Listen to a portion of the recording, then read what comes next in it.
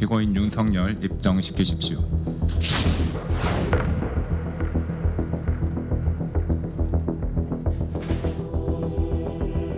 다시 구속기로 놓이게 됐는데 심경 어떠세요? 오늘 직접 발언하실 예정이실까요?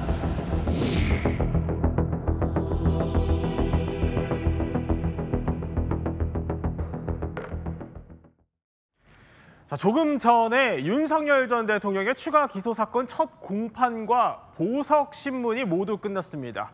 자, 윤 전 대통령이 피고인석에 선 거는 85일 만인데요. 자, 오늘 재판 저렇게 중계가 허용되면서요. 재판 시작 전에 모습이 공개가 됐습니다. 이경민 변호사님. 그런데 7월 그 구속 심사 받을 때랑 좀 비교를 한번 해볼게요. 보면은 확실히 그래도 좀 외향적으로 좀 수척해진 모습이더라고요.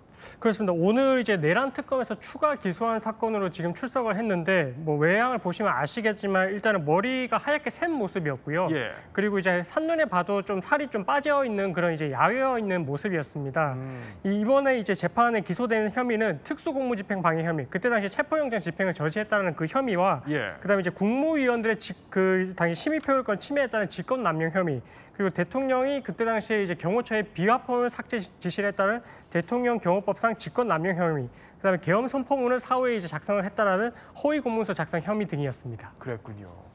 이남희 기자. 자, 이제 외향적으로 뭐 흰머리도 보이고요. 수척해진 모습도 이렇게 카메라에 포착이 됐는데 이 가운데 또 눈길을 끌었던 게 처음 구속됐을 때는 수용번호가 0100번이었는데 이번에는 3617번 수용번호가 나왔더라고요. 이 번호는 어떻게 배정된 거예요? 어떻게 배정되냐면요. 보통 구속이 돼서 구치소에서 정식 입소 절차를 거칠 때는요. 예. 보통 번호는 구치소 내에서 이제 결번이 된 번호 중에서 무작위로 배정을 하게 된다고 합니다.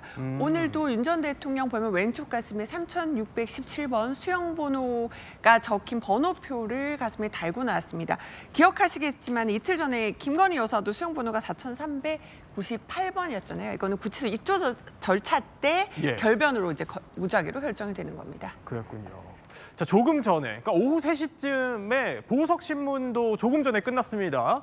그러니까 윤 전 대통령이 그런데 이 보석 신문 와중에 수감 생활과 좀 건강에 대해서 호소를 했다면서요. 그러니까요. 18분 정도 본인이 왜 보석이 돼야 하는지 본인의 건강 상태에 대해서 하나씩 밝혔습니다. 네. 지금 저희가 속보로도 전해드리고 있지만요. 이런 말을 했습니다. 1.8평짜리 작은 방에서 정말 서바이벌 하는 것 자체가 힘이 들다.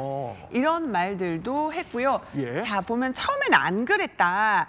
근데 안 그러더니 장관 지시라고 하면서 다른 사람들하고 똑같이 하게 하더라. 네. 강력범도 아닌데 방 밖으로도 못 나가게 하더라. 그러니까 강력범 아니면 좀 더 유연성이 있어야 되는 것 아니냐. 이런 말도 했고요. 또 윤 전 대통령 변호인도 같이 윤 전 대통령의 건강 상태를 얘기하면서요. 그렇군요. 특검 조사 한번 다녀오면 식은밥 먹어야 된다. 지금 예. 점심도 건빵 등으로 버티고 있다. 굉장히 윤 전 대통령이 이제 건강상 힘든 상태다. 이런 점을 변호인도 함께 강조하기도 했습니다. 그리고 보면은요. 법정에서 가만히 앉아 있는 것 자체가 보통 일이 아니다. 굉장히 체력적으로 힘들다는 취지의 발언을 이어갔습니다. 근데 지금 보면은 제가 중앙지검장 시절에 박근혜 수사검사가 120명이었다. 이 얘기를 하고 제게는 검사가 200명이 붙었다. 이게 무슨 재벌 회장도 아니고 왜 이러냐라는 건데 특검 측에 상당한 불만이 있다는 건데 아니 여기서 특검에 대해서 유치하기 짝이 없다 이런 얘기를 했어요. 그러니까 저 맥락이 왜 나왔냐 봤더니요. 지금 기소된 것도 보면 되게 이게 전직 대통령을 기소할 거리냐. 대통령이라는 사람은 얼마나 많은 재량권을 가지고 있는데 이것저것 다 하면서 정말 유치하기 짝이 없는 기소다. 이렇게 특검의 어떤 기소 상황을 비판하면서 작심항변을 한 겁니다. 그러면서 네. 아까 조금 전에 보셨지만 본인이 이제 서울중앙지검장 하면서 박근혜 전 대통령 국정농단 수사할 때를 거론을 한 거예요. 예. 그때도 검사들이 있었지만 오히려 나는 굉장히 좁혀서 수사를 했다. 근데 이것저것 다 붙인다라는 취지로 특검의 수사를 비판을 한 겁니다.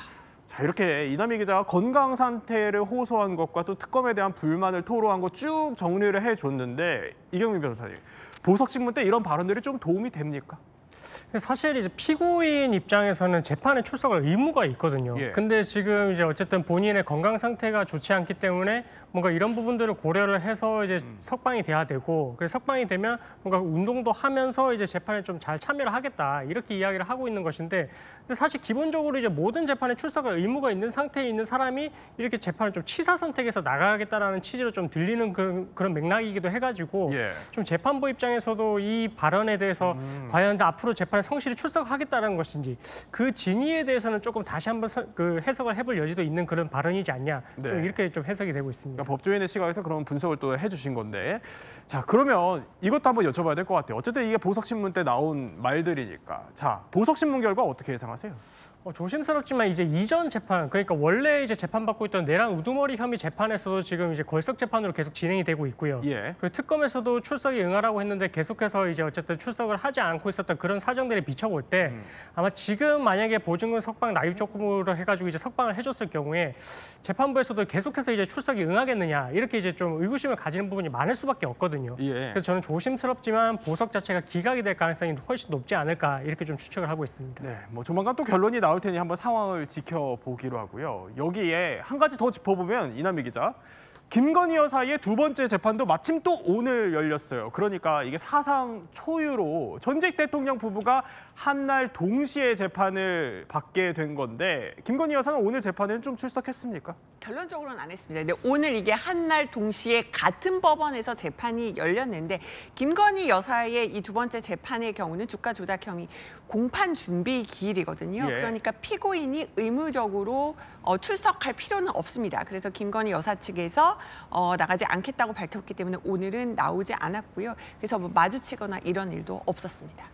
네, 이 전직 대통령 부부의 또 재판 속보는 저희 계속 전해드리도록 하겠습니다.